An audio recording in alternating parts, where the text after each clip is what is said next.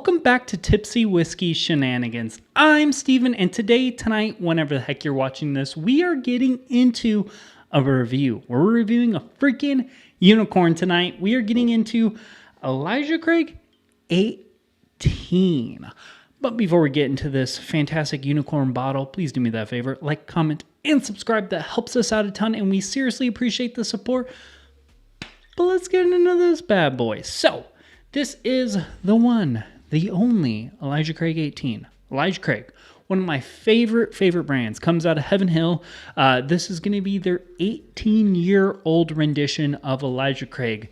You know I love Elijah Craig. I love the small batch. I love all the ECBPs. Have yet to find one that I dislike. Obviously, I like some more than others, but I haven't found one that isn't worth it. So, is Elijah Craig 18 worth it? It's $150 MSRP. You're probably not going to find it for $150, but if you do, it's at MSRP. But let's basically just get into it. There's not really much more to talk about other than the fact that it is 18-year-old, 90 proof, made from Heaven Hill. And branding-wise, for unicorn bottle,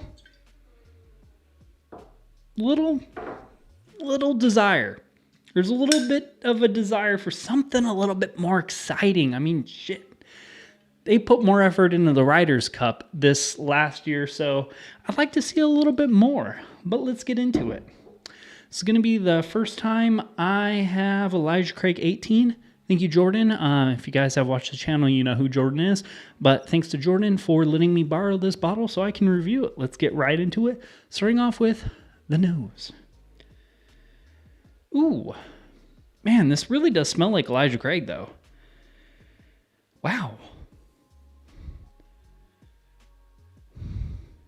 It honestly smells like Elijah Craig 94 proof, but like with like way more oak, which I know like it's like no crap. It's an older version of that, but that's what it smells like. It's obviously lots of oak. Nice little bit of cherry. Has a nice bit of spice in there as well. Nice like spicy oak. A little bit of this like really nice like butterscotchy vanilla. Yeah, it's like buttery vanilla ice cream. Like ice cream that you drizzle a little bit of butterscotch on. Like that hot butterscotch. I'm not wildly blown away. The nose it's nice, but it's very basic. I don't know if that's the best way to put it. It's nice. It's a bourbon. It's a really nice, very oaky bourbon. It's not bad, but it's not like I'm not getting unicorn. I'm not getting like special occasion vibes from this. This is a really nice pour. Nice oak, but it's kind of, for lack of better words, it's simple. It's simple Jack. Really nice oak. Nice little bit of apple, a little bit of cinnamon as well. Man, maybe I'm approaching this as a hater. Also, full disclosure, I'm not the kind of person who typically buys unicorns. I'm not the people who typically drink unicorns. I typically drink things around like the $60 to $80 range. So take that as you will with anything I'm saying here. I just kind of, if I spend $150, I want a little bit more on the nose. That being said, what is there is really nice. It's really well balanced. There's lots of oak, which is surprising because typically when I would say like, hey, it's balanced, I'm not expecting an 18-year-old product to be very balanced. So maybe I am approaching this a little negatively, if we're being honest. Maybe I am. I'm just used to barrel proofs, maybe. But like what is there is really well put together. It's really oaky. That being said, the oak isn't overwhelming at all. You still get a lot of that fruit, a lot of that spice, a lot of that sweetness. It's just you don't get any like wildly crazy or fun characteristics. This is just like a dang good oak heavy bourbon that's not like punchy in any which way.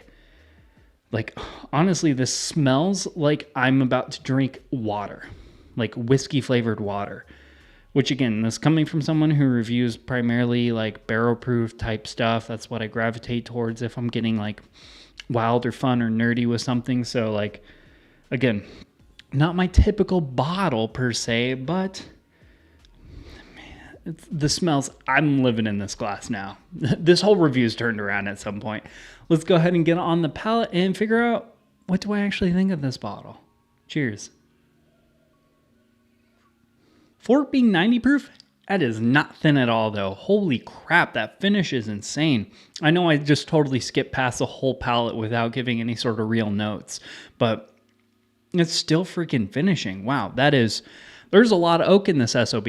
She an oaky gal. Lots of oak. That being said, it's not only oak. It's kind of like this oak, and then like the oak fades away after that initial punch of just so much oak, and then it kind of becomes this like sweet apple, cinnamon, spicy thing going on, kind of like an apple pie. Apple pie, you put a lot of cinnamon on it, a little bit of cherry as well, and then goes back in oak as it finishes.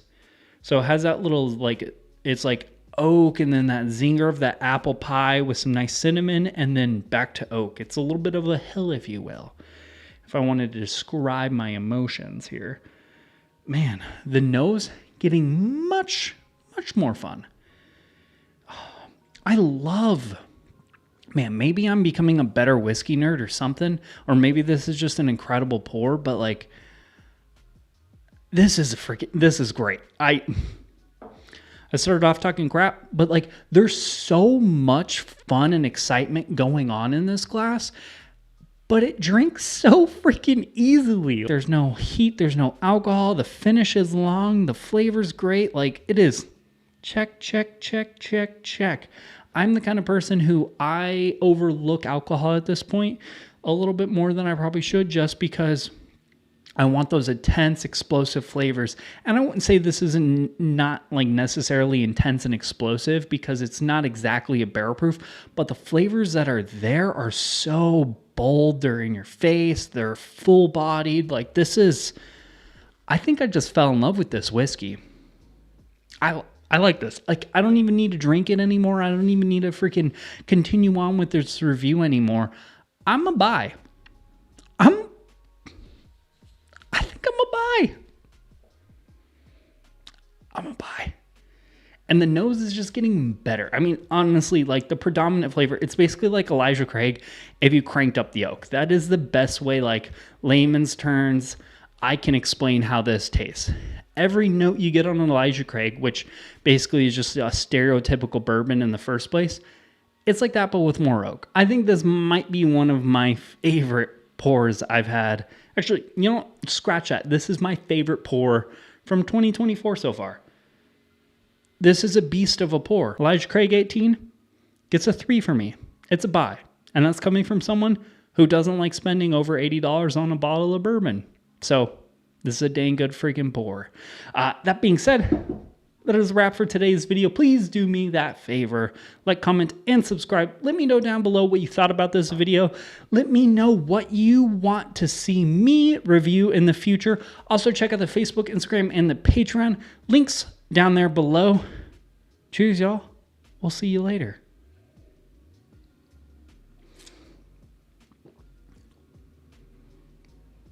Yeah, that's freaking good.